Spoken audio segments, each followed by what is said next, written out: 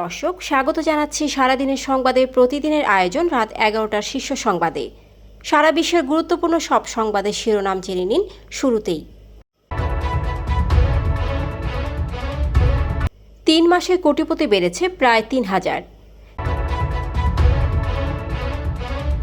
নিলামে উঠছে পাকিস্তানের রাষ্ট্রায়ত্ত এয়ারলাইন্স।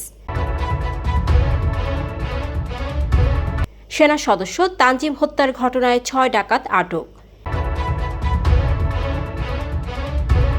বিশ্বমঞ্চে মাহফুজকে মাস্টার মাইন্ড আখ্যা দিলেন ডক্টর ইউনূস।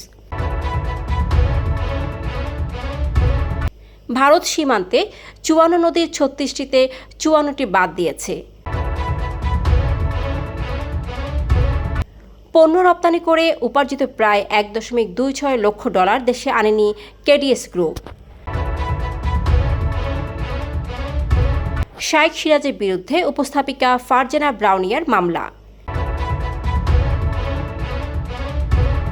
ভারত থেকে আমদানি করা বাস কেজি দরে বিক্রি। ভারতের 2 রাজ্যে 11 বাংলাদেশি আটক। বিচারের মুখোমুখি হতে প্রস্তুত শেখ হাসিনা, রয়টার্সকে বললেন জয়। প্রিয় দর্শক, এবারে জেনে নিন বিস্তারিত। ফ্যাশন ব্র্যান্ড মানে আর্ট। চলতি বছরের জুন প্রান্তিক শেষে ব্যাংকে কোটি টাকার বেশি রয়েছে এমন অ্যাকাউন্টের সংখ্যা দাঁড়িয়েছে 1,18,784টি, যা আগের প্রান্তিক মার্চের চেয়ে 2,894টি বেশি। জুন শেষে ব্যাংক খাতে মোট আমানত দাঁড়িয়েছে 18,39,000 কোটি টাকা।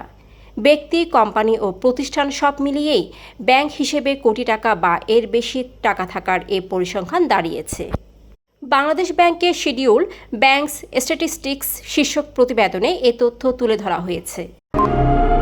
পাকিস্তানের রাষ্ট্রায়ত্ত বিমান পরিবহন সংস্থা পাকিস্তান ইন্টারন্যাশনাল এয়ারলাইন্স দীর্ঘমেয়াদী লোকসানের কারণে বিক্রি করার সিদ্ধান্ত নিয়েছে দেশটির সরকার।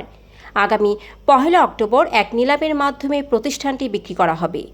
মঙ্গলবার বেসরকারি টেলিভিশন ARY এর এক প্রতিবেদনে উল্লেখ করা হয়, পাকিস্তানের জাতীয় পরিষদের প্রাইভেটাইজেশন কমিটি এই সিদ্ধান্ত নিয়েছে। আগামী মাসের প্রথম দিন PI এর নিলাম অনুষ্ঠিত হবে বলে জানিয়ে জাতীয় পরিষদের সদস্য ফারুক সাত্তার। কক্সবাজারের চকরিয়ার ডুলহাজরার লেফটেন্যান্ট তানজিম হত্যার সাথে সরাসরি জড়িত 6 জনকে আটক করেছে বাংলাদেশ সেনাবাহিনী। বুধবার আন্তঃবাহিনী জনসংযোগ পরিদপ্তরের এক সংবাদ বিজ্ঞপ্তিতে এ তথ্য জানানো হয়। বিজ্ঞপ্তিতে জানানো হয়, বাংলাদেশ সেনাবাহিনী ঘটনাস্থলে চিরুনি অভিযান চালিয়ে হত্যাকাণ্ডে সরাসরি সম্পৃক্ত 6 জনকে আটক করা হয়। এ সময় আটককৃতদের কাছ থেকে 2টি দেশীয় আগ্নেয়াস্ত্র, 11 রাউন্ড গুলি, হত্যাকাণ্ডে ব্যবহৃত একটি ছুরি, একটি পিকআপ ও একটি মোটরসাইকেল উদ্ধার করা হয়। বৈষম্য বিরোধী ছাত্র আন্দোলনের লিয়াজো কমিটির সমন্বয়ক মাহফুজ আলমকে বিশ্বমঞ্চে ছাত্র বিপ্লবের মাস্টার মাইন্ড হিসেবে পরিচয় করিয়ে দিয়েছেন ডক্টর ইউনূস। বৈষম্য বিরোধী ছাত্র আন্দোলনে নেপথ্যে থেকে গুরুত্বপূর্ণ সিদ্ধান্ত গ্রহণে অংশ নেওয়ার জন্য আলোচিত ছিলেন মাহফুজ। বর্তমানে তিনি প্রধান উপদেষ্টা অধ্যাপক ডক্টর মোহাম্মদ ইউনূসের বিশেষ সহকারী। মঙ্গলবার Clinton global initiative leaders stage বক্তব্য প্রদানের শেষ দিকে তিনি তার বিশেষ সহকারী মাহফুজ এবং 2 সহকারী প্রেস সচিব সুচিস্মিতা তিথি এবং নাইম আলীকে স্টেজে ডেকে এনে কথা বলেন। অন্যদিকে আন্তর্জাতিক মুদ্রা তহবিলের ব্যবস্থাপনা পরিচালক ক্রিস্টালিনা জর্জিয়েভা বাংলাদেশের সংস্কার উদ্যোগে সহায়তার প্রতিশ্রুতি দিয়েছেন। নিউ ইয়র্কে বাংলাদেশের অন্তর্বর্তী সরকারের প্রধান উপদেষ্টা ডক্টর মোহাম্মদ ইউনূসের সঙ্গে এক বৈঠকে IMF এর ব্যবস্থাপনা পরিচালক এ প্রতিশ্রুতি দেন। ভারত আন্তর্জাতিক আইন অমান্য করে আন্তঃসীমান্ত স্বীকৃত 54 নদীর 36টির উপরই মোট 54টি বাঁধ এবং ড্যাম তৈরি করেছে। ফলে এসব বাঁধ ভাটি অঞ্চলে পানির স্বাভাবিক ও যথাযথ প্রবাহে বিঘ্ন ঘটাচ্ছে। বুধবার রাজধানী গ্রিন রোডের পানি ভবনের সম্মেলন কক্ষে অভিন্ন নদীতে বাংলাদেশের ন্যায্য অধিকার বিষয় বিশেষ সেমিনারে এমন তথ্য জানানো হয়েছে। পণ্য রপ্তানি করে উপার্জিত প্রায় $1,26,020.36 দেশে আনেনি চট্টগ্রাম ভিত্তিক দেশের শীর্ষ শিল্পগোষ্ঠী কেডিএস গ্রুপ। বাংলাদেশ ব্যাংকের নিয়মানুসারে রপ্তানির 120 দিনের মধ্যে রপ্তানি আয় দেশে আনার নিয়ম থাকলেও প্রতিষ্ঠানটি তা করেনি।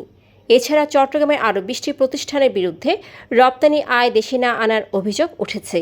এসব প্রতিষ্ঠানের বিরুদ্ধে অভিযোগ তদন্ত নামছে জাতীয় রাজস্ব বোর্ড এনবিআর। তদন্তে অভিযোগের সত্যতা পেলে রাজস্ব ফাঁকি ও মানি লন্ডারিং সংক্রান্ত আইনগত ব্যবস্থা নিতে পারে বলে জানিয়েছে এনবিআরের সেন্ট্রাল ইন্টেলিজেন্স সেল সিএসসি। প্রতারণার অভিযোগে চ্যানেল আইয়ের বার্তা প্রধান শাইখ সিরাজ সহ 5 জনের বিরুদ্ধে ঢাকার আদালতে মামলা দায়ের করা হয়েছে। বুধবার ঢাকার অতিরিক্ত চিফ মেট্রোপলিটন ম্যাজিস্ট্রেট হাসিবুল হকের আদালতে মামলার আবেদন করেন উপস্থাপিকা ফারজানা ব্রাউনিয়া। এ সময় আদালত বাদীর জবানবন্দি রেকর্ড করে অভিযোগের বিষয়ে তদন্ত করে সিআইডিকে প্রতিবেদন দাখিলের নির্দেশ দিয়েছেন। দীর্ঘদিন ধরে সরকারি বিআরটিসি বাসে চলা দুর্নীতি ও অনিয়ম থামছে না। এবার এক কর্মকর্তা কেজি দরে বিআরটিসির বাস বিক্রি করেছেন এবং তার বিরুদ্ধে দায়িত্ব পালনে অবহেলা, অসদাচরণ, প্রতারণা এবং কোটি টাকা লোপাটের অভিযোগ উঠেছে। রাষ্ট্রীয় মালিকানাধীন সংস্থাটির তদন্তে এসব অভিযোগের প্রমাণ মিলেছে। বিআরটিসি কল্যাণপুর বাস ডিপোর সাবেক ইউনিট প্রধান নুরি আলমের বিরুদ্ধে এমন অভিযোগ উঠেছে। ভারতের তামিলনাড়ু ও মহারাষ্ট্র রাজ্য থেকে 11 বাংলাদেশিকে আটক করেছে পুলিশ। তাদের মধ্যে 6 বাংলাদেশিকে তামিলনাড়ু থেকে এবং বাকি 5 জনকে মহারাষ্ট্র থেকে আটক করা হয়। আটককৃতদের বিরুদ্ধে ভারতে অবৈধভাবে প্রবেশ ও বসবাসের অভিযোগ আনা হয়েছে। পৃথক প্রতিবেদনে ভারতীয় সংবাদ মাধ্যম দ্য হিন্দু ও ইন্ডিয়া টুডে এই খবর জানিয়েছে। ক্ষমতাচ্যুত শেখ হাসিনা দেশে ফেরা নিয়ে মুখ খুললেন ছেলে সজীব ওয়াজেদ জয়। বুধবার যুক্তরাষ্ট্রের ওয়াশিংটন ডিসি থেকে রয়টার্সকে দেওয়া সাক্ষাৎকারে জয় বলেন, দেশে ফেরার বিষয়টা তার উপর নির্ভর করবে। তিনি দেশে ফিরে বিচারের মুখোমুখি হওয়ার জন্য প্রস্তুত। ওই সাক্ষাৎকারে 18 মাসের মধ্যে নির্বাচনের বিষয়ে সেনাপ্রধান জেনারেল ওয়াকুরুজ্জামানের দেওয়া টাইমলাইনে প্রত্যাশা চেয়ে অনেক দেরি বলে মন্তব্য করেন তিনি। দর্শক, এতক্ষণ আমাদের সাথে থাকার জন্য ধন্যবাদ। প্রতি মুহূর্তে দেশ বিদেশের গুরুত্বপূর্ণ সব সংবাদ জানতে চোখ রাখুন সারাদিনের সংবাদের অফিসিয়াল ফেসবুক পেজে। Fashion brand money art. Men's, ladies and kids wear art. Be smart.